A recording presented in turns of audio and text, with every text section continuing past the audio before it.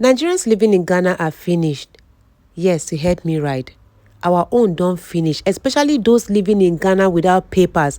Your own was. E don't finish patapata if Ghana government implements this policy. Chai, this one shocked me, oh. Guys, at this point, I don't even know what to say rather than to let you watch this video for yourself. And at the end of it, please, I would love you to drop your opinion in the comment section. Let's watch. 2024 alone, 8,000 Indians sought residence in Ghana. 7,000 Chinese sought residency in Ghana. And the Nigerians and the others. But this is the two largest group. And they do that with peanuts. I think it's about 6,000 or something for them to get resident permit or something. It's about, Solomon's, about 6,000. That is peanut. 6,000 is how much? Less than $500. I think that the time has come to commercialize it. And I want your support for that. You want to come and reside in Ghana, show us that you are coming to invest at least 250,000 US dollars into our economy. We'll charge you, maybe pay for 5 years before maybe we even give you a permanent resident.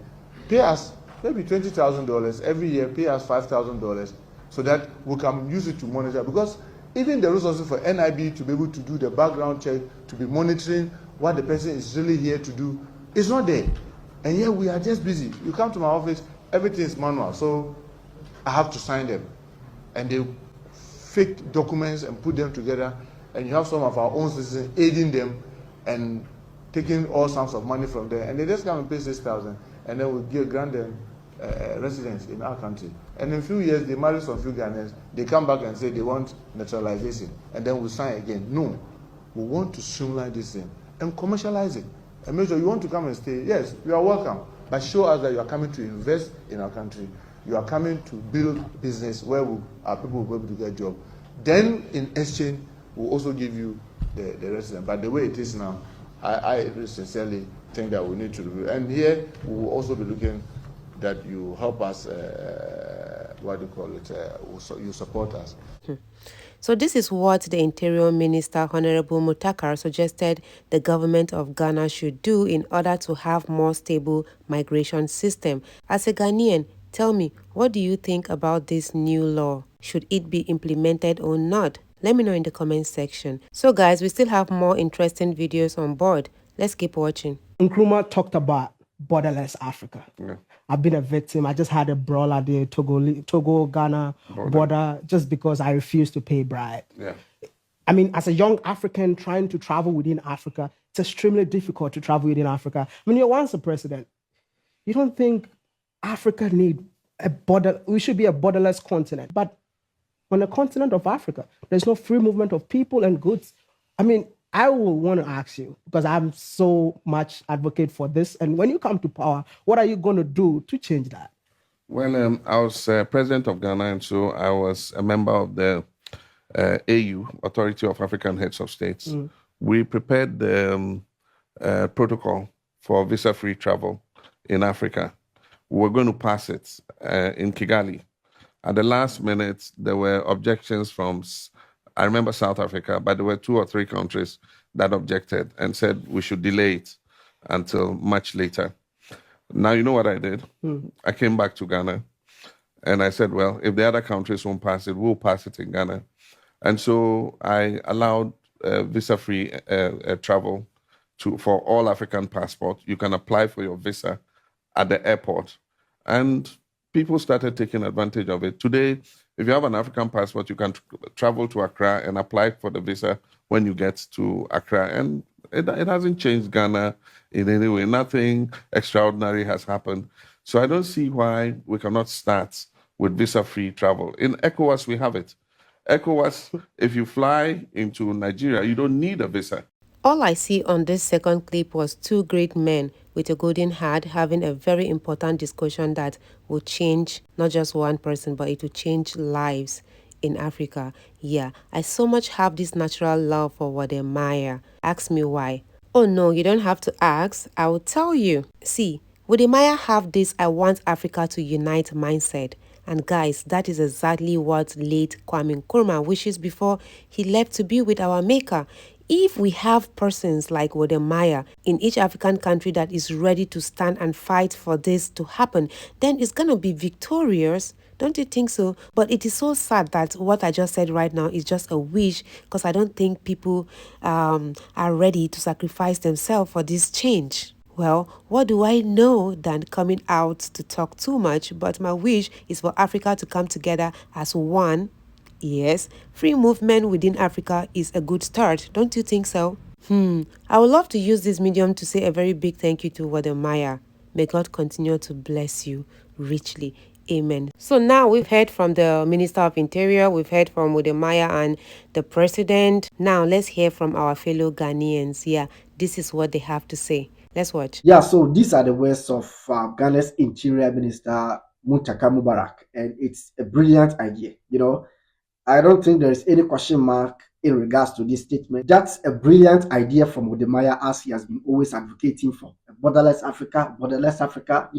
So in a way, Wodemaya is like Africans shouldn't need visa to enter into other African countries. But when it comes to the other people, I mean the white people, they need visas. Which to me, like I said, there is nothing wrong with it, but there is a question mark.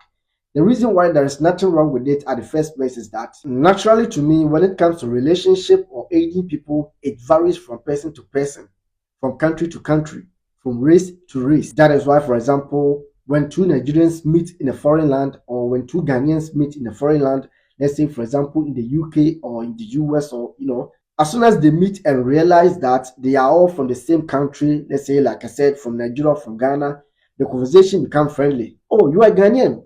Oh, me too, I'm a Ghanaian. Nice meeting you. So which part of Ghana are you from? Oh, I'm from Kumasi. Oh, really? I'm also from Kumasi. Jeez. Which part of Kumasi are you from? Let's say Adabraka. Oh, jeez, my goodness. That is exactly where I'm also from. So you see, the more they get to know that you are from the same background or from the same source, the conversation become more friendly and more entertaining.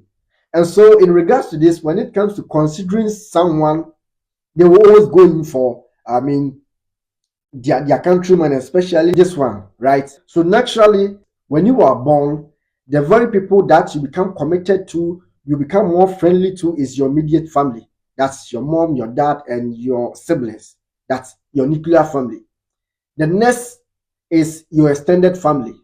The next is the community within which you live in, which comprises your friends and your other staffs. The next is the region. Next is the country as a whole, right? And from the country now to the race.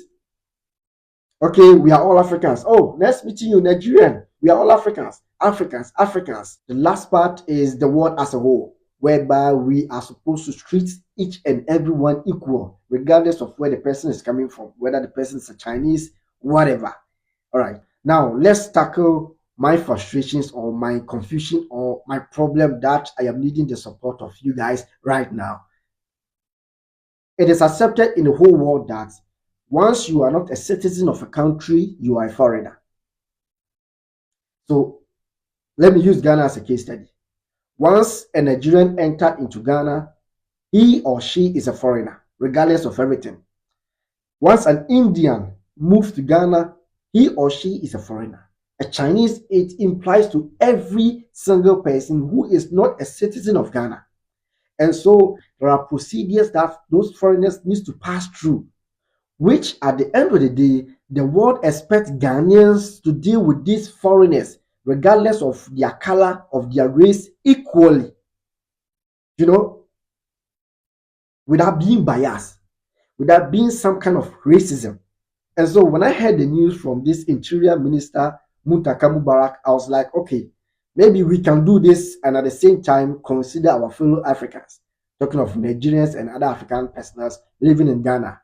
But like I said, the thing came up, which is, if we do this, if we consider our fellow Africans in the course of doing this, is it not going to look more like racism, as we the Africans have been complaining that the white are racist, the white are this, they are that? Is it not going to look more like injustice? Like Let me know at the comment section. Yeah, because if Nigerians are foreigners in Ghana as being accepted in the whole world, that, like I said, when you are not a countryman or when you are not a citizen of a country, automatically you are a foreigner, regardless of your color, regardless of your race. And so when we intend to consider our fellow blacks, our fellow Nigerians, our fellow Kenyans, our fellow Africans in the course of undertaking what this interior minister is saying, it is going to look more like I said, racism. Or if we are to follow what Wudimaya is saying, borderless Africa, moving to another African country, you don't need a visa because you are an African.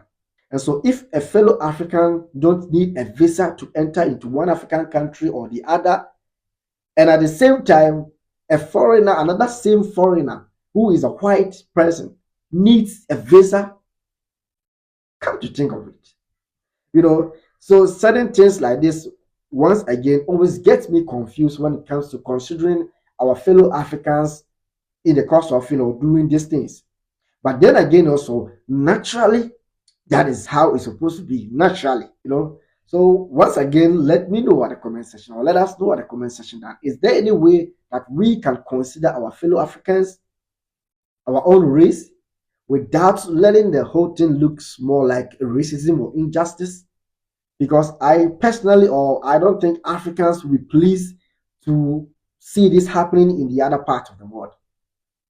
Whereas when, because of your color, because of your race, you are being treated differently, I don't think we will be pleased with that.